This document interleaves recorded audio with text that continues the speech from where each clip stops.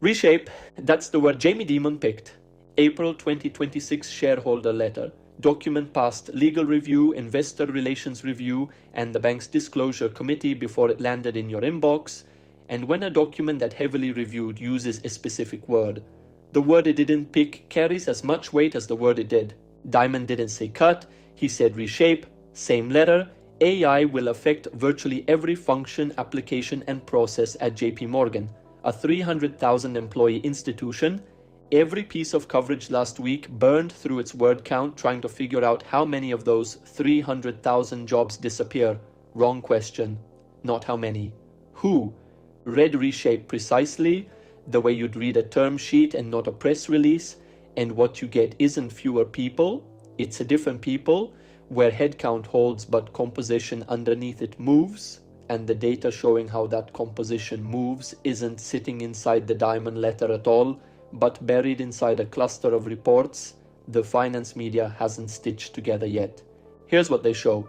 Start with the easy part. Coin, 2017, won JP Morgan AI system automating 360,000 hours of contract review inside a single department, internal LLM suite by 2025, deployed across somewhere between 230,000 and 250,000 employees, and running on proprietary data.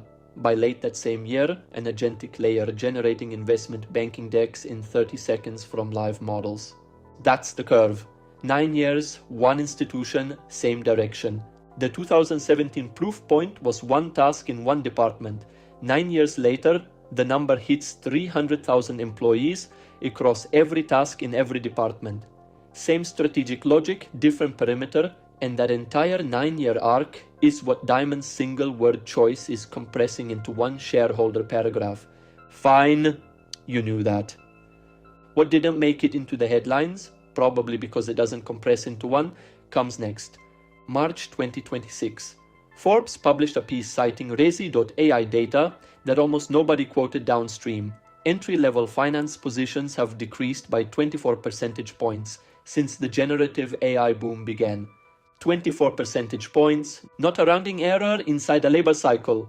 A structural revaluation of what entry-level finance position means as a category. Same piece dropped a second data point. I went back and checked twice because the pattern was almost too clean. Hiring for workers aged 22 to 25 has decreased over the exact same window, while hiring for workers aged 35 to 49 has increased. Not held steady, increased. Sit with that for a second because it's the whole argument inside two data points. Bottom door of the pyramid is narrower, middle door is wider, same banks, same quarter, same reporting window. I came into finance at 24. My cohort looked roughly the same age up and down the analyst floor. Half recent grads, half 1 year out laterals, pattern holding consistently across the first two classes behind me as well. Walked past a recruiting event at one of the bulge brackets last month. The crowd pool looked different, older, more post-MBA, fewer out of college. One event, not aggregate data, but the aggregate data says the same thing, so the event didn't surprise me. It just confirmed what the Rezi number had already quantified at scale. Put it more precisely, entry point to finance hasn't disappeared. It has moved upward. The age at which you credibly enter the profession is rising, the experience bar is rising with it, and the cohort directly under yours is competing for a structurally smaller pool than the one you competed for. If you want the 10-step framework to audit your own position against this specific composition shift, your age band, your function, your firm's AI adoption curve, the 2026 Finance Survival Guide sits as the first link below. Free, 5 minutes to read, built as a role audit, not a theory deck. Keep going because 2 more data points stack on top of the Rezi figure, and they come from sources with no overlapping methodology. Axios, April 2026, summarizing a Harvard-linked working paper that tracked hiring patterns specifically inside AI-adopting firms across 6 quarters.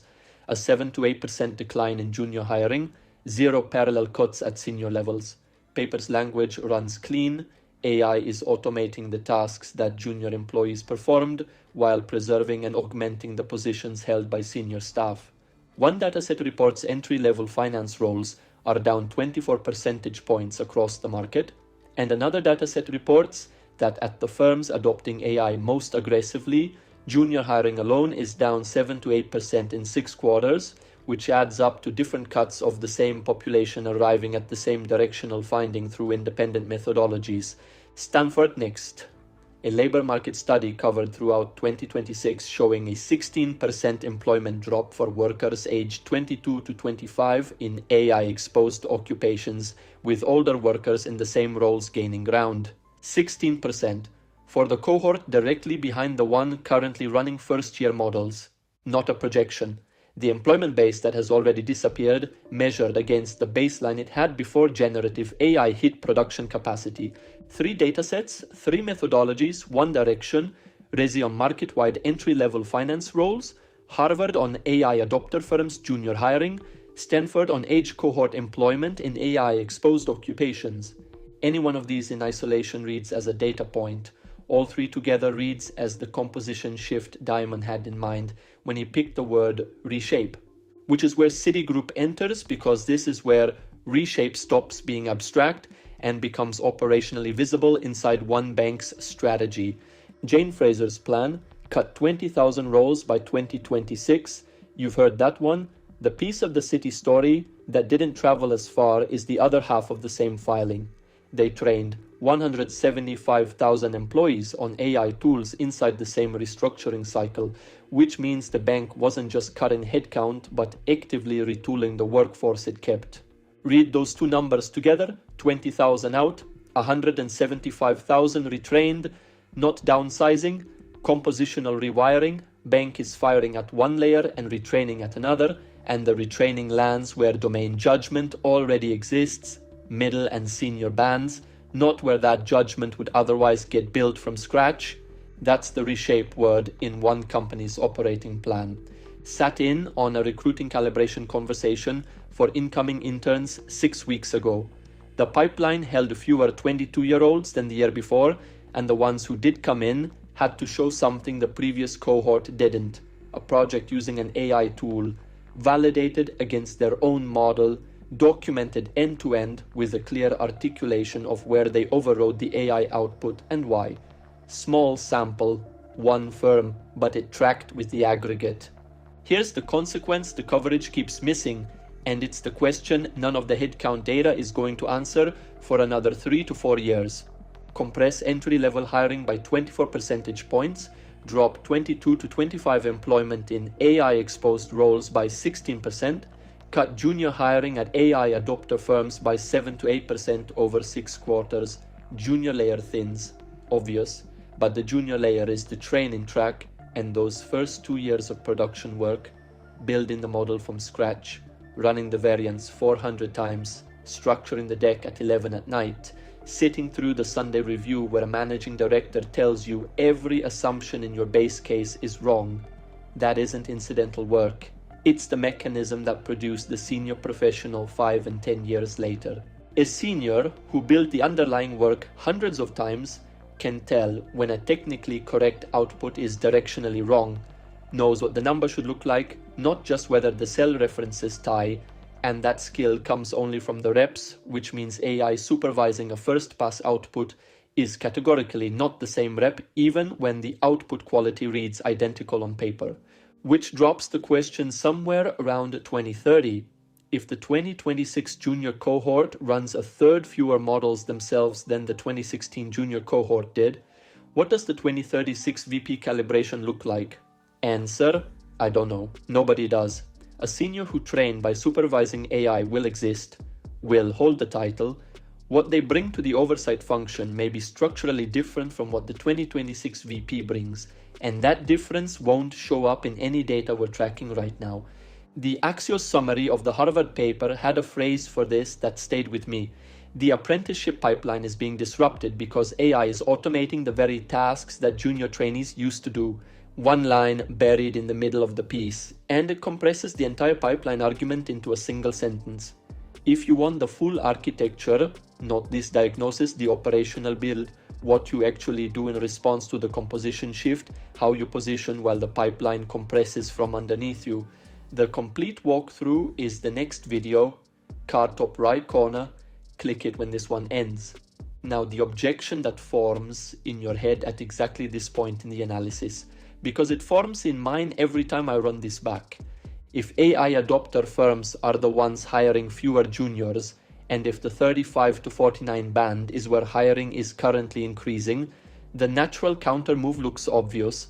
Why not just job hop, move to an AI forward firm, slot into the band the data says is getting pulled in harder, and call the problem solved?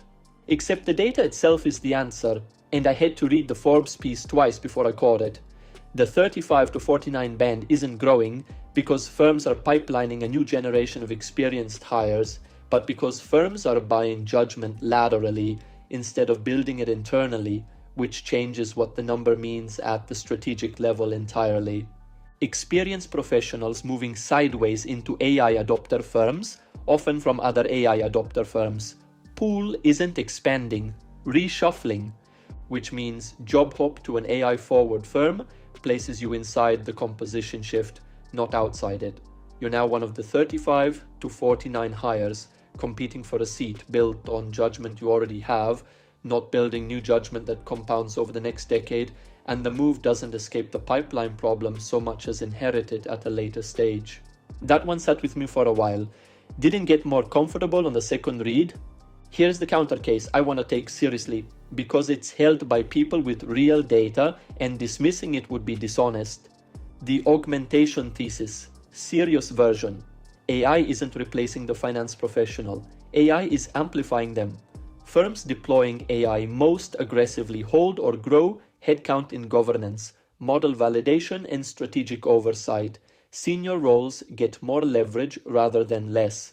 And finance has absorbed Bloomberg terminals, algorithmic execution, and quantitative modeling across 3 decades, without the structural employment collapse each of those cycles was supposed to trigger.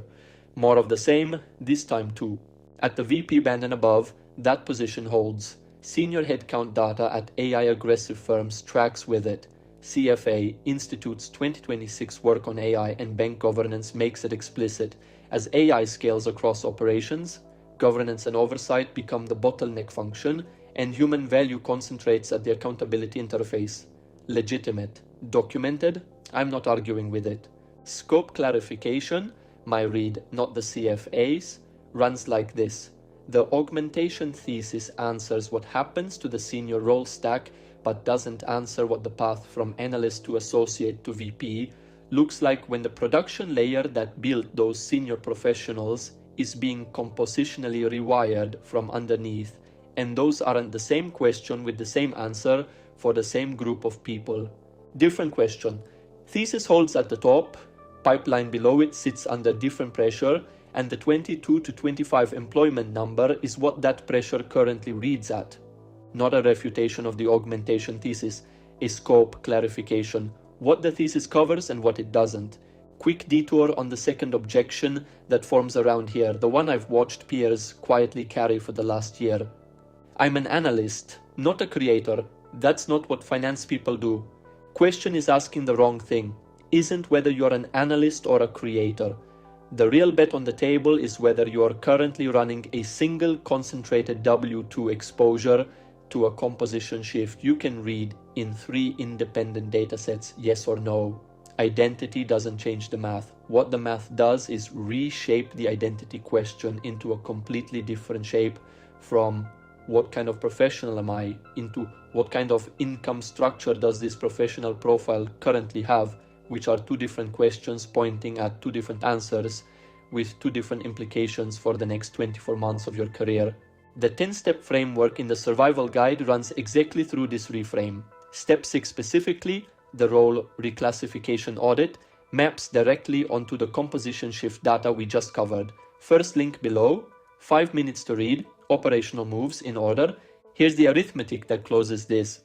A finance professional sitting on a single W2 in a function where the entry band is compressing by 24 percentage points, where the 22 to 25 cohort directly downstream is watching 16% employment erosion, and where AI adopter firms are structurally rewiring who they hire, that professional is holding a specific concentration position, not a catastrophe, a position. W2 is the only income vector. Employer controls the composition shift. That composition shift is visible across 3 independent datasets. and the repricing happened inside the last 24 months, still running. A finance professional who would never recommend a 100% allocation to a single illiquid security is carrying exactly that allocation on the income side of their own balance sheet against a risk factor that has already repriced materially over the last 2 years and keeps repricing with each cycle of AI adoption, pushing deeper into the roll stack. And yet, the position itself isn't worthless at all. What's changed is simply that the concentration has moved into a different category of risk than it occupied before this data landed. Asymmetry runs like this. The cost of building a second income asset, knowledge-based, running on infrastructure you control, operating on different structural rails from the W2, is bounded, finite, and within your control, while the cost of not building it compounds with every cycle of composition shift, pushing deeper into the roll stack, and those two costs don't stay equal over time because the spread is closing in one direction only. Not motivation, position sizing applied to your own career. If you're in IB, corporate finance, asset management, and you've watched your firm's incoming intern class or analyst class shift demographically in the last 18 months, not the messaging, the actual age and experience profile of who's walking in the door, drop what you've seen in the comments. I want to see whether the composition pattern reads the same at your firm as it does in the aggregate data. Everything in this video is the diagnostic. Reshape word decoded. Age composition data across 3 independent datasets. Pipeline consequence that won't show up in headcount reporting for 3 more years. Steelman on augmentation and where its scope runs out. And finally, the arithmetic of a concentrated W to position against a composition shift measured at 24 percentage points and still moving. Next video is the build, not a restatement of what you just heard, the complete operational architecture for what you do in response to this diagnosis, what an independent income asset looks like for a finance professional at this career stage, how you reposition inside your current function while building something that doesn't disappear when a performance cycle goes sideways, and how you run the arithmetic on your own specific position instead of a generalized aggregate. It's on screen now. Click it and I'll walk you through the full architecture.